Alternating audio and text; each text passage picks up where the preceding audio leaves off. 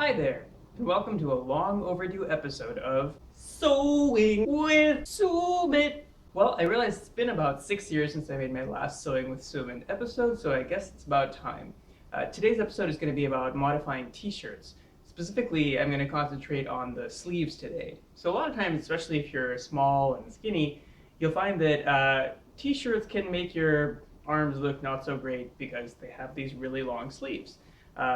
If you're a big person or if you have huge muscles, then the cloth kind of rides up a bit. But if you're not, then it can look not so great. So what I'm going to show you is a procedure for what I call capping the sleeves or shortening them, so that it looks better for smaller builds. So I'll show you how that works.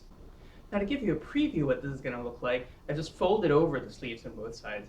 And so this is, of course, it'll look better once it's actually sewn in, but it gives you a sense for the different kind of a feel you get, once you have the shorter sleeves. So next we're going to mark the lines we want to actually have with chalk and then go ahead and do the sewing. All right. Okay, so I'm just going to do one sleeve here. I've got the right side over here. And remember that we folded it over when we're doing a little preview over here. So that's basically this midway point right here. And I'm going to mark that with tailor's chalk. Now, one thing that's important is that you want to follow the existing sleeve line. So make sure you align with the end of the sleeve, the cap, not with the inside of the garment. So we're just going to follow along here. I'm just going to eyeball this because I do it often. You can certainly measure it if you want to, if that makes you more comfortable. So I'm going to get a good chalk line in here. And the reason that I'm chalking it on the outside is that the way we're going to sew it is it's actually going to be folded in, and then we're going to sew on top of that. So we're going to actually be able to see this chalk line when it's outside. So because this is a knit garment, so it stretches a lot, I'm going to chalk the other side too, because what happens is that it's going to be quite distorted once we start actually moving it around into the sewing machine, and it's easy to lose track of exactly what you're doing. So I'm going to make a nice clear chalk line that goes all the way around. Okay, well, now we've got everything marked up, and we're ready to start sewing, but we've got to do a couple of things first. So one is that you'll notice that the end of the sleeve already is sewn, of course, and this will cause some resistance if we're going to do our own sewing. So we're going to actually cut this off. But one thing to notice, and I'm going to try to hold it up and show you, is that you'll see that the way that it's sewn is that there is a double line of stitching right over the top here, and that's a zigzag on the back here, cross stitch. It takes a special kind of machine, a special serger to actually do that. But it turns out most machines can do something that's pretty close by using what's called a double needle. And so the double needle just fits into here. We're going to put two spools onto this guy, and what's going to happen is we're going to see two lines on the top, just like we see over here, and then in the bottom we'll get a zigzag. Not quite as nice as this one, but that's going to be on the inside, and you're not going to be able to see it anyway.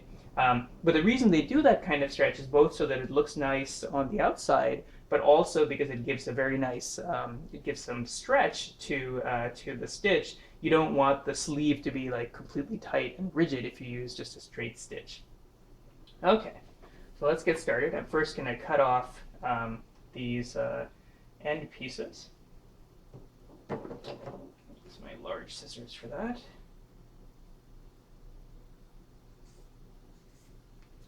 Don't need to be too careful about this because this is all waste material anyway.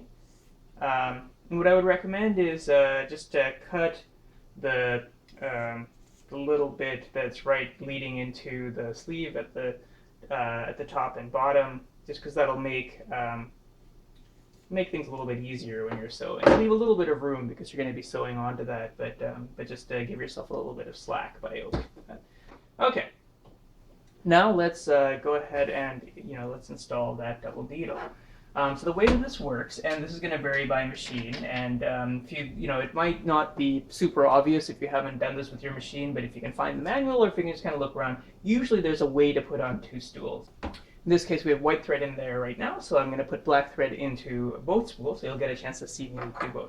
So in this case, the way that the second spool fits on is this little doohickey that I put onto this part of the thing, so I can put a second spool up here on this machine. And I think I'm going to use this other spool in the main feed. So I'm going to use a ballpoint double needle, and the ballpoint just means that it's not a really sharp point, and that's actually better to use with knits. And the reason is that with a ballpoint, you're just pushing the fabric out of the way because knits are very stretchy, and you make a little hole. If you use what's called a universal, like this is a universal point, they're actually sharp, and so they'll cut the little threads that's in the knit. Now that's fine, but it weakens the fabric there a little bit, and so you'll get a little hole around each point that your needle's going in. So if you have a ballpoint needle, if you can get a ballpoint needle, I would recommend that for knits like t-shirts. And for Husqvarnas, you always want the round side facing you, the flat side behind. So I'm going to feed that up in there, and I'm going to hand tighten first just to make it solid and to get it securely in there. But you always want to tighten it in with the tool. Okay, so we've got that solidly in place. And so, but we've still got two needles to deal with. Well, what we're going to do is we're going to feed one, this first one, through the needle on the left.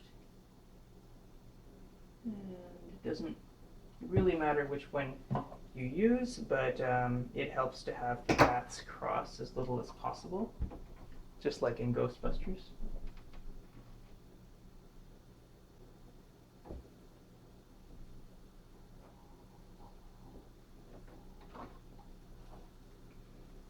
Okay, and now I'm going to take the second thread and feed it through exactly the same path.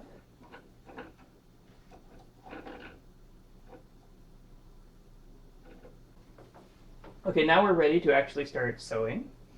And let me pick a sleeve at random. Since I've marked all the chalk lines, I don't really have to know which one is which here. I know the chalk lines are going to be on the outside. So I'm going to fold it so that just the edge of that chalk line is visible. So as I line this up with the machine, I can choose the 10 or 15 millimeter guideline. And I can feel with my finger that I've got enough material to choose the 15, and I'm going to do that because that is going to look a little bit more like the typical t-shirt sleeve in, because they're generally the hem is not right at the edge. So I'm going to fold along, again keeping that chalk line just visible, and I'm going to sew through.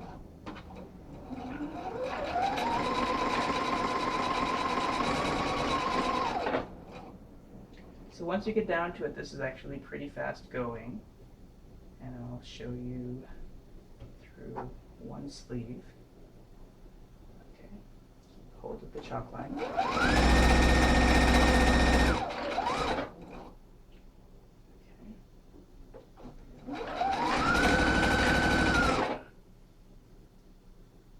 And as you're dragging the material through, of course the chalk line will be continuing to fade, so you'll just have to keep your eye on it closely.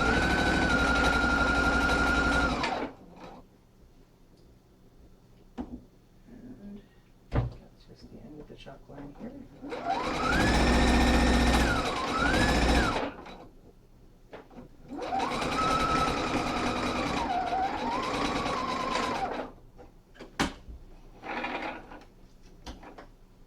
Okay, now we've got one complete sleeve, and you can see we've got a nice clean double line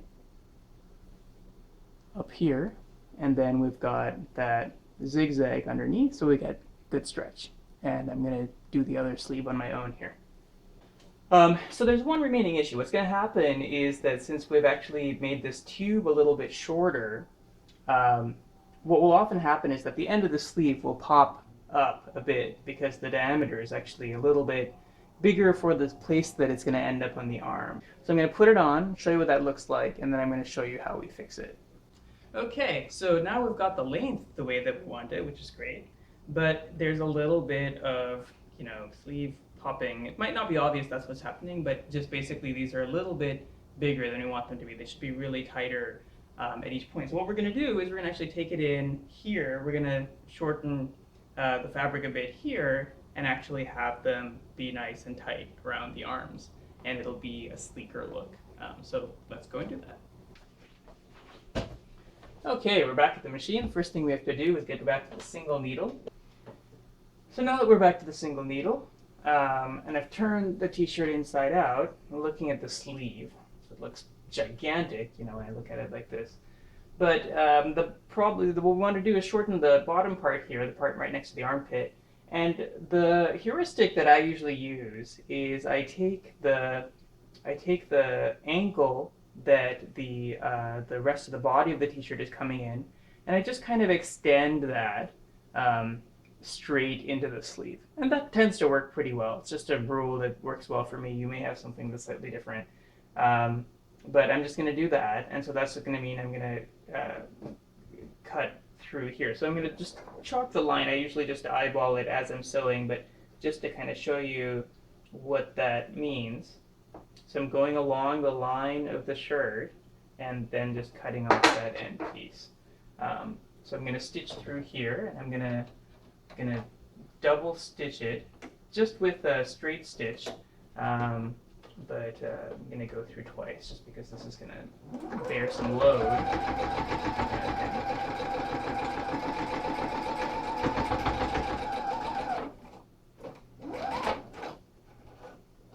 This thing one. Pass one, I'm going to do a second pass right along that same line. Tiny bit of space.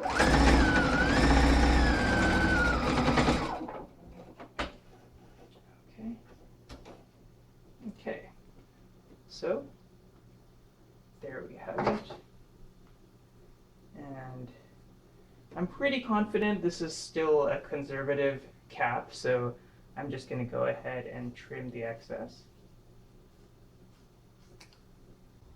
Okay, so here you have it. Now the sleeves are not only capped, they're shortened, so they're actually tight around the arm. You don't see very much space here. And again, the guideline that I mentioned, going straight along the body of the shirt, is a good place to start. You might have to go a little bit deeper than that, but you don't want to overdo it first, because going backwards is very hard. But now we have the kind of look we wanted. Got nice cap sleeves that are tight to the body and just gives a better overall look to the t-shirt, especially if you have a small and thin frame like me. So that's the story. I hope you have fun modifying your own t-shirts, and please tell me how it goes in the comments. As always, thank you for watching, and see you next time.